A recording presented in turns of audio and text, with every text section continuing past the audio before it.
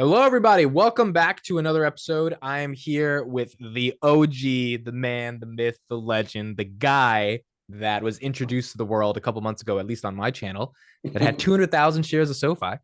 And now he does not have 200,000 shares. He has 325,000 shares of SoFi. It's not every day you get to talk to someone who has this heavy of a position. Thank you, TJ, aka Trading the Wheel Journal, for joining this podcast. Today, we're going to talk a little bit more about what has deepened your conviction, even though the stock price has fallen. I think around that time it was about 620. Now it's about 450. Correct. And why you're bullish on SoFi. So before we get started, first just introduce yourself, who you are, and then we'll get into SoFi. Sure. So as a lot of your viewers know from our last podcast, my name is TJ. I call myself the Wheel Deal. I've been investing off and on for about 25 years, mostly buy, hold, and hope. Buy a stock, hold it for a long time, hope it goes up. Very simple strategy. I call it no-brainer investing.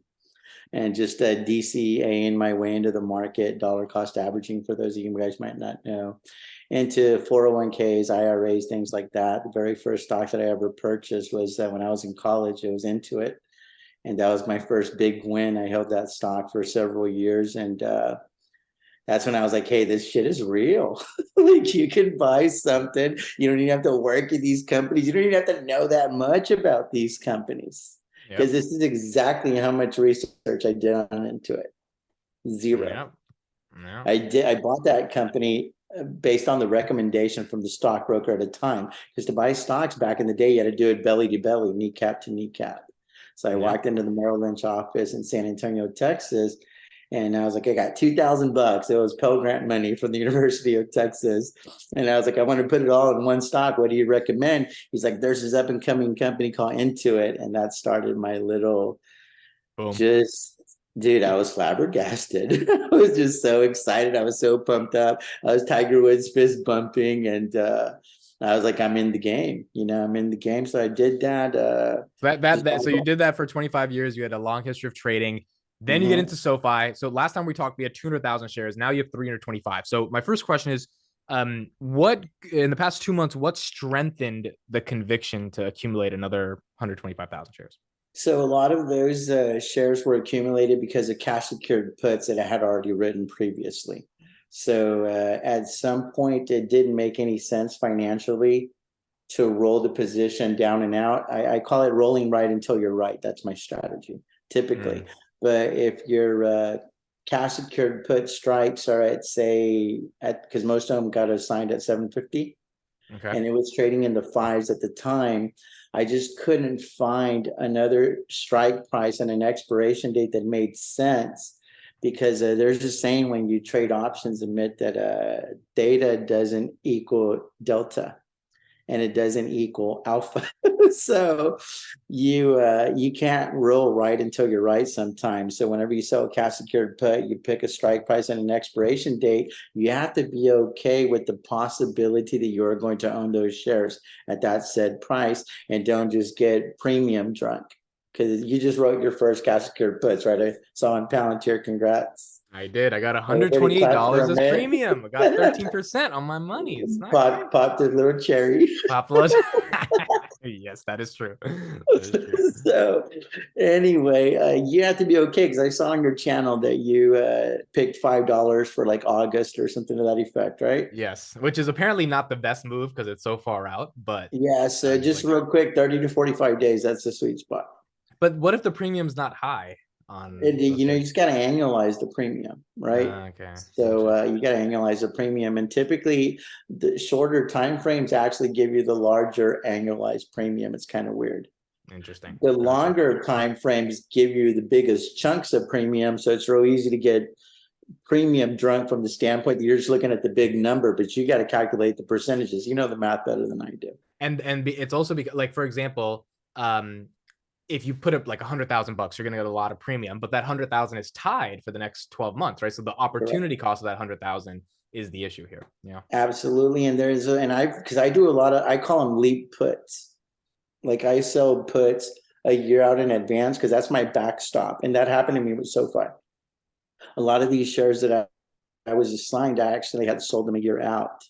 So whenever I do that, though, because we talk about opportunity costs, I'm giving you all like deep level wheel stuff here. I hope you don't mind. No, it's But good. essentially, I tie up, let's just say, 100 grand for argument's sake, and they're going to pay me typically about $30,000 up front to do that. But I'm not just sitting on that 30 grand. I'm using that 30 grand and I'm selling short term cash secured puts and getting premium on top of my premium. So I'm compounding my premium, if that makes sense. Right. And that's how that can become very, very sexy. So yeah, I can agree to buy SoFi at 10 because I have done it. I got assigned a lot of shares at 10, but my adjusted cost basis on that transaction was actually closer to 7 because I was getting about 30% return on my capital for tying up that money for 12 months. So the extra 125,000 that came from a lot of the puts. So I guess my question and covered calls. And covered calls, so trading the entire wheel. So you're obviously you're down a bit because you got them at some higher prices.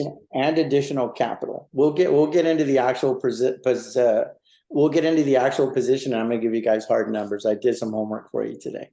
Okay, so perfect. your guys are in for a treat today.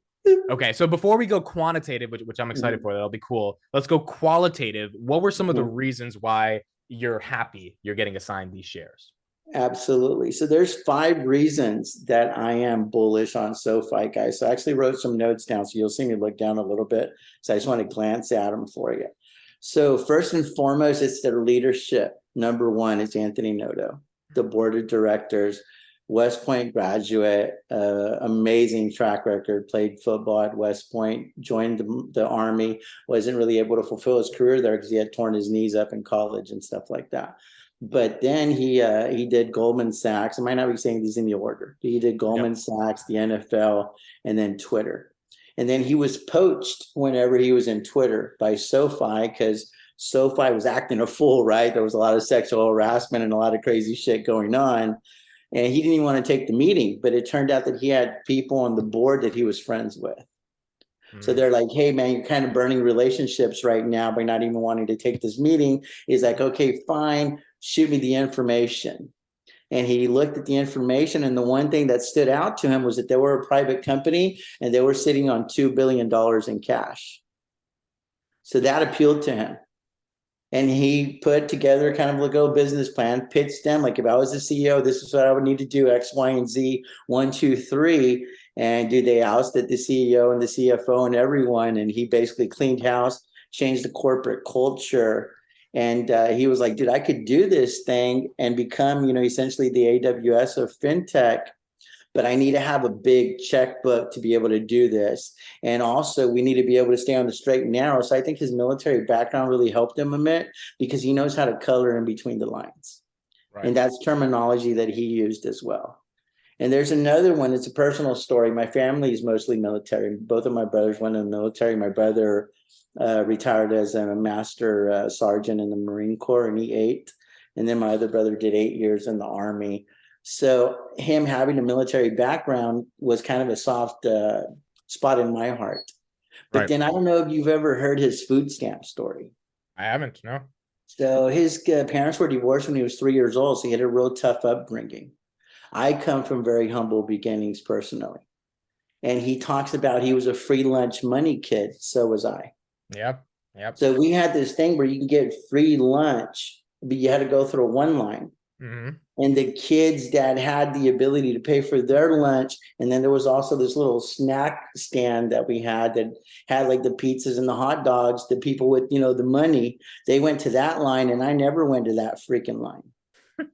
So it was just tough for me. So whenever he told that story, dude, it just touched me in a very unique way because I could identify with him as a person, not this multimillionaire CEO. Like I was like, dude, we both bleed red and we both cried tears at the end of the day. So I became a fan of Anthony Noto after that podcast that I saw. It was him and Guy Adami. I'm not sure what the other name is, but it's called On the Tape or something to that effect. Liz Young comes out on that podcast quite a bit as well. So I saw that and I was like, dude, he's a free food lunch money guy. And I was that guy growing up. And that was one of the things that really motivated me to try to figure out the world financially because I didn't want my kids to be free lunch money kids. And not that there's anything wrong with the welfare system, but I think it's amazing. It has its place in the world, but I don't think that's where you should strive to stay. Right. Right. Me personally. So It number was very one, motivational for him to get out of that position. I could identify with them. That was the big thing for me, guys. Number one. Number two is SoFi's ability to pivot. First and foremost, they were simply just a student loan company, a little peer-to-peer lending, or whatever the case may be. When I first heard about the company, gosh, man, 4 or 5 years ago, if you'd have told me SoFi, I would have just thought, I feel like I've seen ads here and there, but it's just mostly student loan refi. Yep. And then that was taken away from them because of the pandemic and was it the CARES Act? I think is what started, right? The moratorium, I believe, because everybody wants to blame Biden. That was actually a Trump thing. That was a Trump thing. Yeah. He was trying to help everybody out, right? So I don't get into politics, bro, because I wouldn't want to be president. Half the world's pissed off at you. You know what I mean? It doesn't matter what side of the fence you're on, dude. That's a hard. So you don't want to own Twitter either? That's not your dream job? No, dude. Just not my thing, dude. Fucking Elon, bro. Don't even get me started on Tesla right now. Like, I want to buy into Tesla so bad, but I was just talking to my fiance about it, and I'm like, baby, I have no freaking idea when the market sentiment is going to change on Tesla right now, because everybody's pissed off at Elon. He has lied to shareholders like 4 times, saying that he's not going to sell any more shares, and he sells. I think they're in a margin call. That, I mean, I don't know what else it could possibly be. I don't think he's a flat out liar. I think the man is an absolute bona fide genius. Yeah. But I think whatever he's doing is out of necessity. Yep. And necessity is the mother of a lot of the creation, right? But anyway, their ability to pivot. Do you take away their best product? I think one of the nerds in your podcast calls it the hero product, right?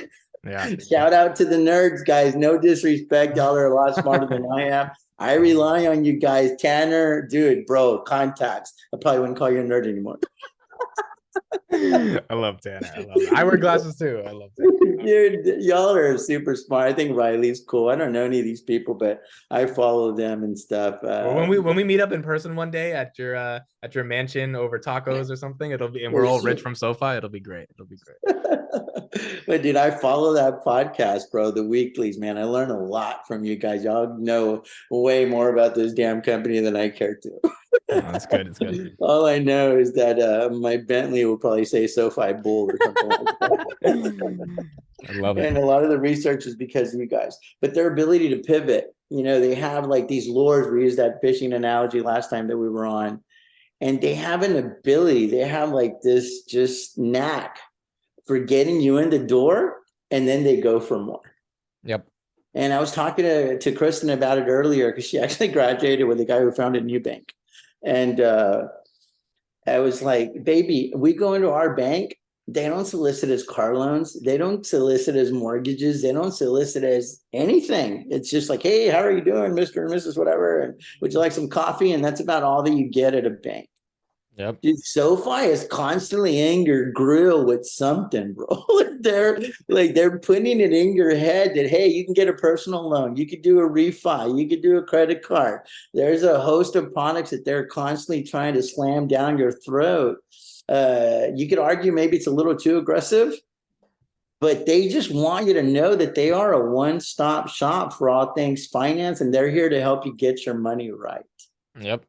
And they're aggressively going after it. So that's the second reason that I'm super bullish on SoFi, is because they're not a one-trick pony, and they've showed me that they have the ability to pivot, and they've been growing. I mean, by leaps and bounds. I don't ever spit out the numbers like you guys do, because dude, I don't know the numbers. All I know is I make a lot of money selling puts and calls. I leave that shit to you guys.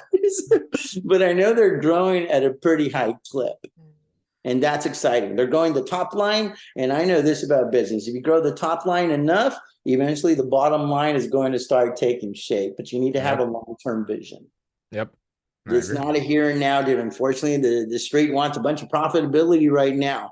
Well, they could probably give you profitability, but then it's going to cost them a bunch of growth, and then they're going to get hammered that way. So it's kind of like you got to. And even being profitable right now, to me, it's like it's not worth it, because in this macro, you can make $1 trillion in profit. They're not. Wall Street's not investing. It's just that simple. It doesn't matter, dude. It's risk off is the new terminology they're using. It's risk off. It doesn't matter, dude. When Nike released earnings today, initially it was kind of down.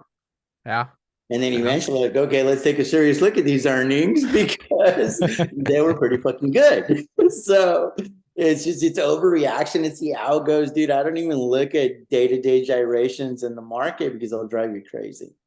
Yeah. It's just designed to make you panic sell, and that's how they make a lot of money, by taking advantage of novice investors.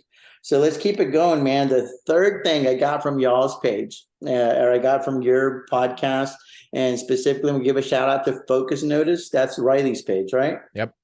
He had a little super nerd on there named Chris. Yep. Some engineer dude, knows all things about SoFi lending. I think he writes articles on Seeking Alpha. Just want to make sure you know the guy that I'm talking about. I believe his name's Chris, right? Yep. Okay. Him and Tanner look like they could be cousins, bro. But on a serious note, he talked about this, and correct me if I'm wrong, but he said the amount of deposits that they are taking in on a weekly basis is approaching $170 million. Yep. Per week. Again, correct me if I'm wrong, because I don't know the numbers. Like, I believe you're right on this. I mean, I'll double check, but I think you should be right on this. Yeah. So that's a lot of money. You're way smarter than I am, but do you know how banks make money just on the surface? Yeah, they take your money, they lend it out, and then they make some interest on that. It's crazy. So I started doing some numbers. 170 mil, bro. That's like 8 billion a year in deposits. Yeah. And even if they follow that 10-to-1 ratio about being able to, because you have to hold so much money on the balance sheet and loan so much money out, right away I came up with like $96 million in interest that they're going to earn on an annual basis off of those deposits at that clip. What's going to happen when they're taking in $1 billion a week? Right. Lending is it's one of the best businesses ever. It's, it has some decent margins. Sometimes it can get a little bit tricky, but with SoFi being the one-stop shop and getting people like you and me to have all of our savings start going to them, they just get a lot more money, which means they can do a lot more shit. Right. And it's a beautiful business model. And the reason that I like that aspect so much is because I see the spread, because I lived it. In a previous life, I was an ADT authorized dealer. ADT is American District Telegraph, been in business since 1872. At the time, they were the world's largest alarm company. Yeah. They used to do the security for like the White House and stuff like that. So they're like as legit as they could be. So essentially, I would go with our team. We would go door to door. We would do telemarketing, and we would sell these home security systems, or business to business as well. And we would get them on the hook for 36 months. And they would pay about $32 a month for their monitoring. I don't know if you have an alarm where you live there in New Jersey or whatever, but you have to pay monitoring every month for this alarm. Yep. And something goes off, we have it in my house. Yeah, we have it. They'll call the dispatcher. The dispatcher calls the cops. They make sure everything's like, oh, what's going on? Is it a burglar or not, etc. That whole deal. I was in that game for over 10 years. And I know that there's money in the spread, because I called ADT one time and I was like, hey, I have a lot of customers that aren't qualifying for your service. Is there any way that I could like co-sign for them? Mm-hmm. And you bill me, and I would bill the customers the spread, because I saw an opportunity there. What would you charge me to bill me? Right. In other words, it's my account, but I'm going to keep it at your house, right? It's like Friday. Like, we're going to keep it at your house, right? The trophy. Right. So, dude, they were only going to charge me $4 to $5 a month.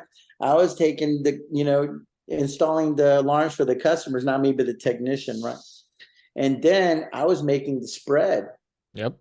So 32 minus the 5, and that left a $27 spread. And that's essentially what SoFi does, but on a really, really big scale. They take the money that you're putting in your checking account, or whatever the case may be, savings, etc., and then they loan that out, and they're making a ton of money. It's crazy. Yeah.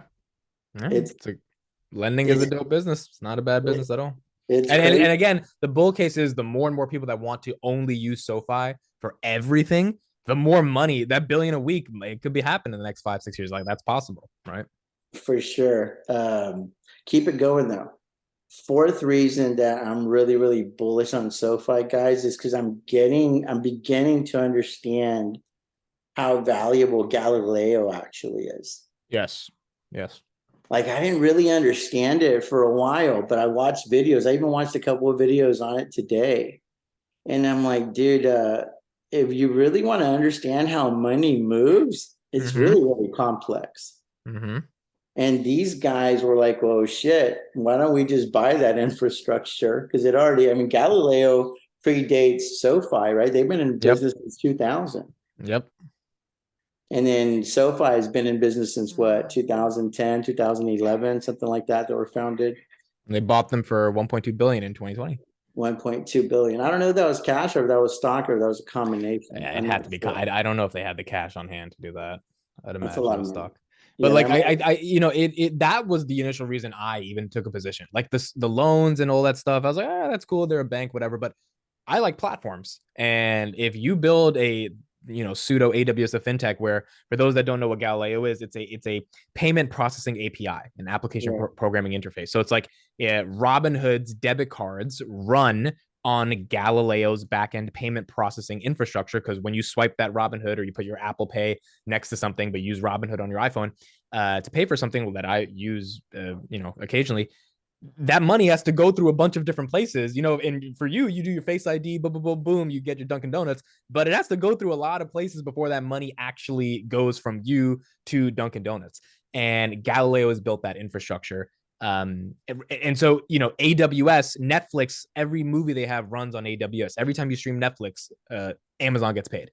So if Galileo, i.e. SoFi, can apply that to every fintech in the world, not every fintech, but like a lot of them, Right. we've got a real opportunity for them to be a platform that's valued at 5 billion right now. How valuable is that platform in 10 years? And then it's not just the US. The world's a lot bigger than just the Yep. United States. Galileo is already in 2 or 3 or 4 other countries. Yep. Yep. So their ability to expand, it makes SoFi for a very robust opportunity, in my opinion, right? Right. They have to execute on this, but the idea, and I think at this stage, you're investing on proven leadership of execution and then an idea. Like that's all you have at the end of the day, right? It's kind of like why you invested in my startup. It's like the idea is cool. And then I've proved some stuff to you that says I want to take this bet. And then boom, you make the investment and you hope it works out, right? That's investing in a nutshell. You're essentially trusting these people to fly the plane. Right now, we're in the middle of a big turbulence pocket, but I have faith that we're going to get there. Right. And I don't really have a parachute, so we're going down with this plane, bro. We're going down or we're flying it high. Okay, what's your fifth reason? When you get on the plane, there's two options. It either lands or it crash lands. But either way, there's a landing. There's a landing. We want to avoid there's no soft landing, as the Jerome Powell would like to say. No, it might be soft landish. I don't know, dude. I don't get into the macros too much, dude, because there's just so much that can go wrong with the world. But at the same thing, there's a couple of things that could go right. China's reopening allegedly. Right.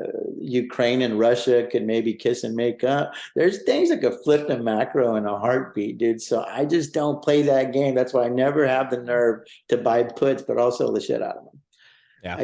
My crystal ball, bro, it's at the pawn shop somewhere. I just lost it in payment. So okay, the fifth reason.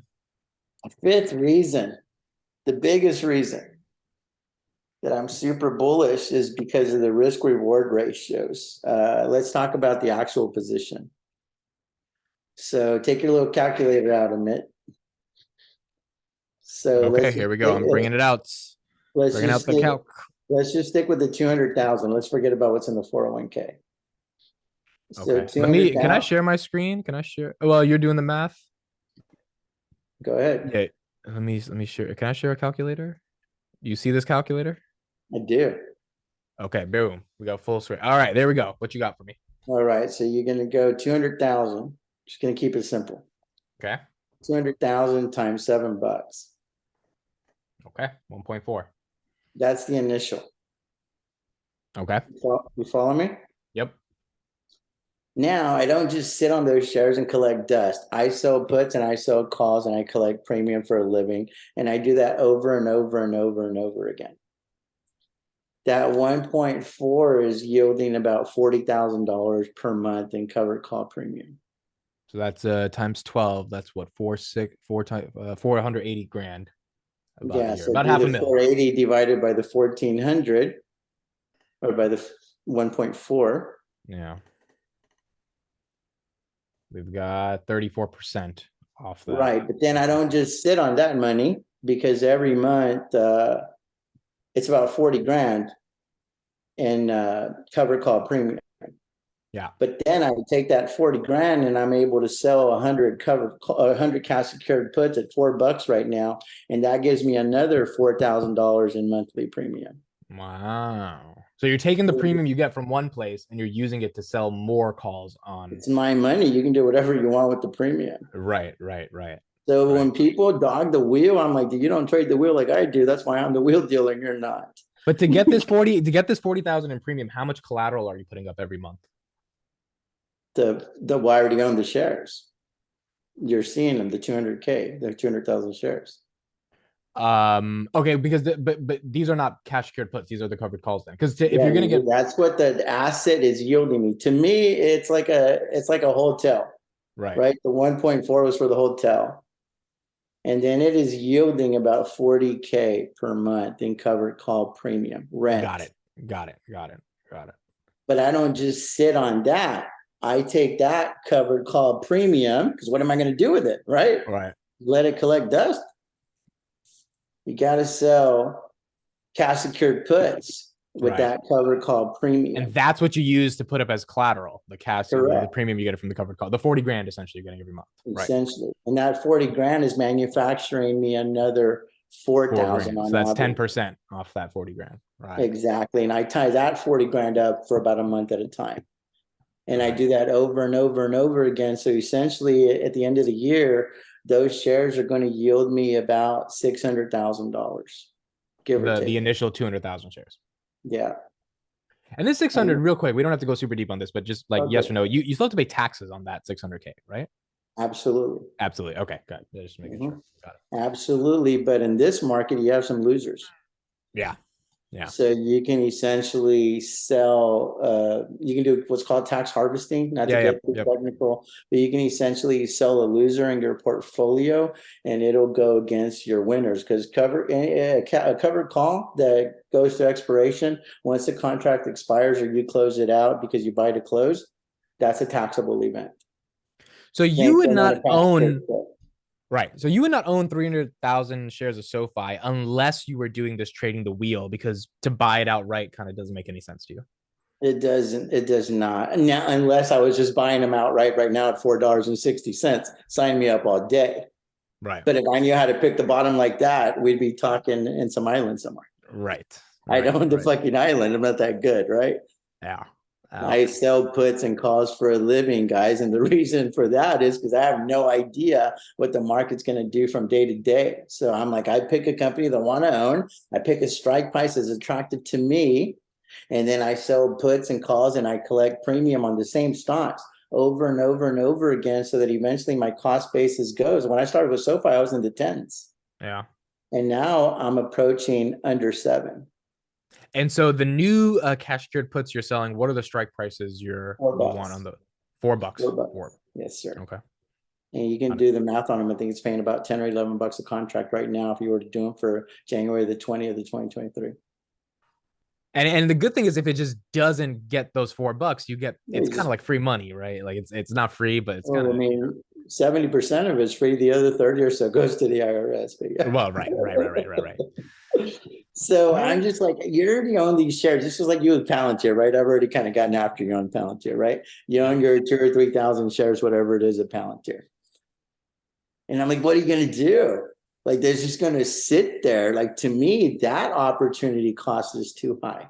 Right. 100%. I just can't, dude, with these high beta plays, bro.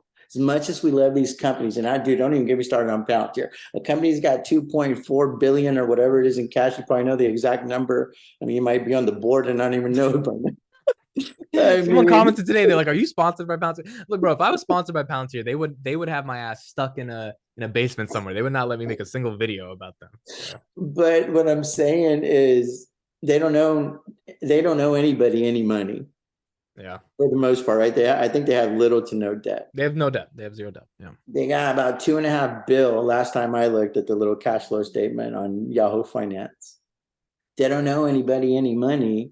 They're not, dude, it's hard to go out of business. Like, I'm just saying, I'm not the best. They got 50 million in gold too. They bought some gold in August 2021 before everything went to shit as well. And then every time I look at your fucking channel, there's another contract. There's another content. Yeah.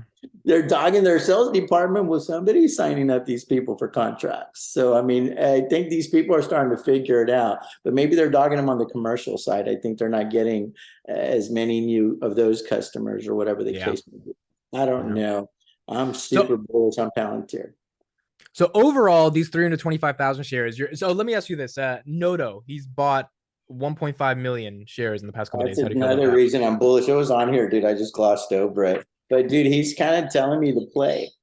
He's like, dude, I'm putting what was it? It was like about $7.5 million at the end of the day. Yeah, $7.5 million into the company in the open market. And I didn't see on there whether or not it was an informed buy or an uninformed buy. I didn't look. What do you mean by that? Informed or uninformed? If they know something, they have to put informed on the little whatever. Really? That's how it works? Yeah. What do you know something as in what do you mean? What's an example of him knowing? I mean, they could have some sort of intel, whatever the case may be, but there's something. I've always seen it because I used to study the financials a lot closer. Now I study expiration dates. I study charts for a living, things like that. But do you have to put whether or not it's an uninformed decision or an so that's not insider trading then if you click informed or something? No, insider trading is like what the senators do very successfully.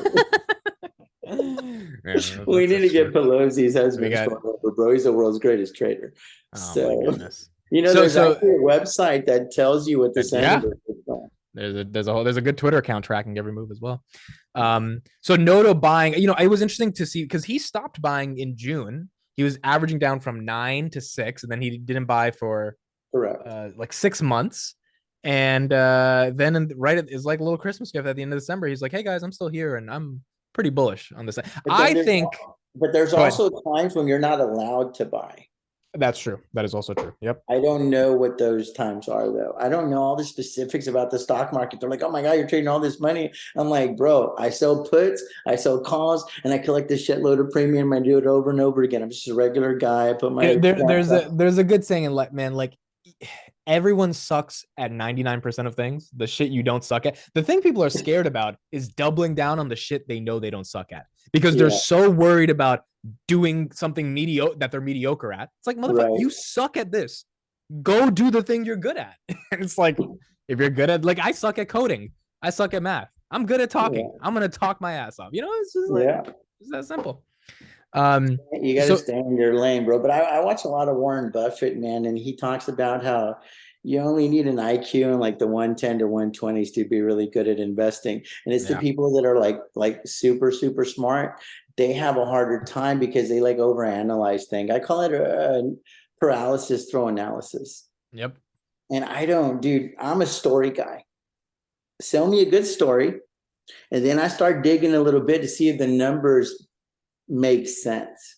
They have to defend your story right at the end of the day. To me, that's it's a reason why the MBAs missed out on Tesla. Like I know Tesla's falling back to reality a little bit, still a $500 billion company, but the MBAs in 2014, they could have invested when it was a $10 billion company if they understood the story, and they didn't care about the story. They cared about, well, every other audio manufacturer, if you combine them, their market cap, it's like, well, that's not the story. And also, you got to understand the macro. Quantitative easing was happening. Interest rates were low. I mean, like these things factor into the story, and they didn't care about it. So for sure, dude, the story matters, dude. I mean, you can do all the fundamentals and all the technicals that you want, but at the end of the day, dude, news drives the stock market. Yeah, I mean, some asshole can go on CNBC tomorrow and flip the market either good or bad in a heartbeat, depending on what information they're disseminating to us.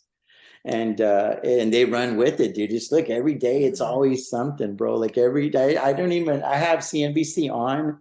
Just I have it like, I have my little TV there on top. I don't know if you can see it. Yep, I can see it. Okay, dude, I just have it on mute for the tickers.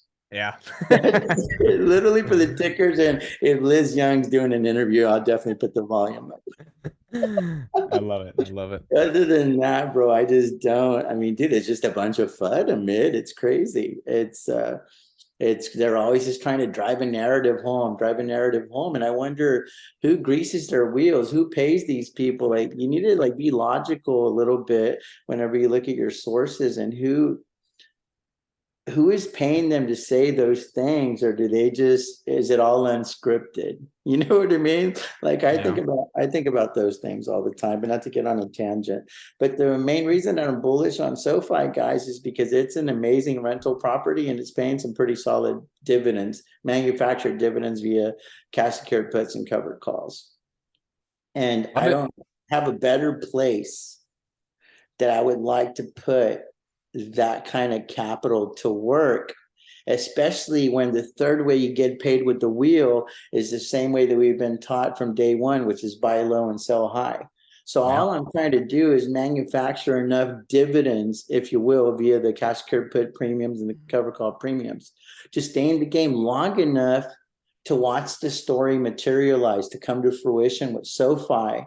And then I can look back in 2025, 2030, whenever they're, clicking on all cylinders, and maybe they are a $100-200 billion company, perhaps. And then we can, 5x, 10x our money even. And I'm like, dude, I feel like I got paid to stay in the game. Right. It's a very interesting. Watching my portfolio. Yeah.